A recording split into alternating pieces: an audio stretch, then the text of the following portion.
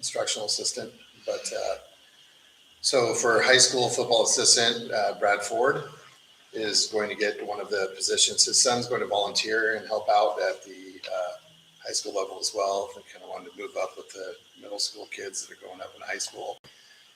And he used to help coach at Dallas High School before he became a teacher at SIO and then here at Perrydale. And then Thomas Gallagher, who played here a long time ago, but then ended up at Will Minor for a little bit. But he's been working with youth programs, specifically football. I've been doing that for quite a while.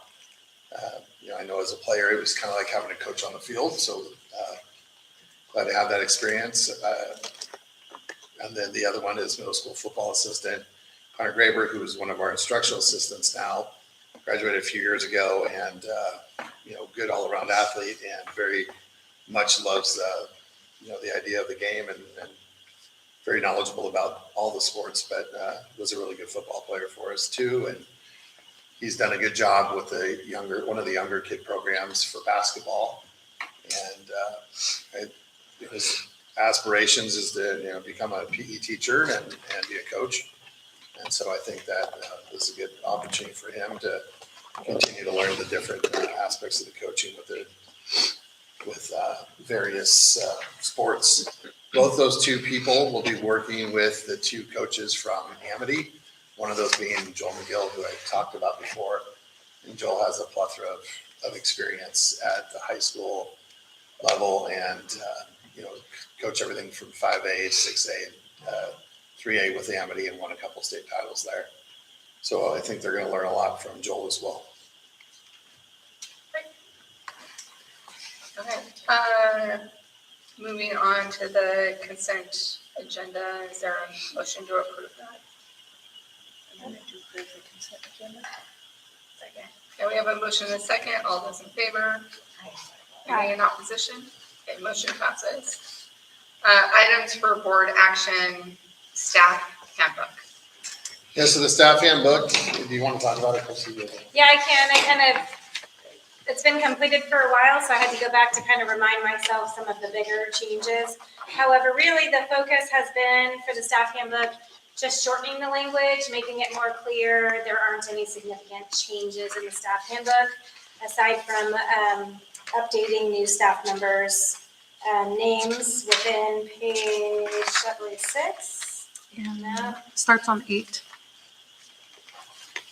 Yeah, on page 8. So noted in blue throughout the book are the changes. Would you guys like me to go page by page with that, or do you want to glance through and let me know if you have questions? What's the preference?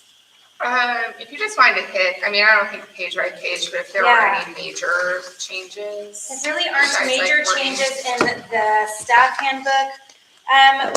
Maybe one idea that we wanted to kind of clarify versus just shorten and make maybe a little bit less wordy was, let's see where we're at. Page 30, we've really tried hard to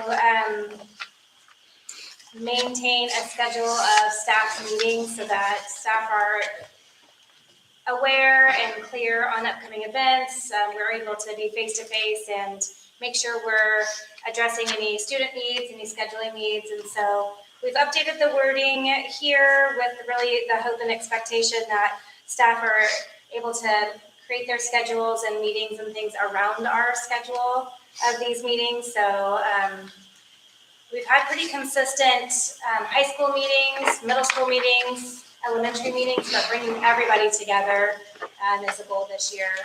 So their monthly meeting will be pretty important to plan around. A little bit of history on that too, trying to be quick, but Yeah, prior to COVID, we just had teacher meetings. We never really had other staff involved. We then had a lot of staff meetings during the first couple of years of COVID. Kind of got away from that the last couple of years, but we've heard from others that they would like that back. And so that's the. So do you do those on in-service days on Fridays, or? so those are on Wednesday afternoons. Oh, okay.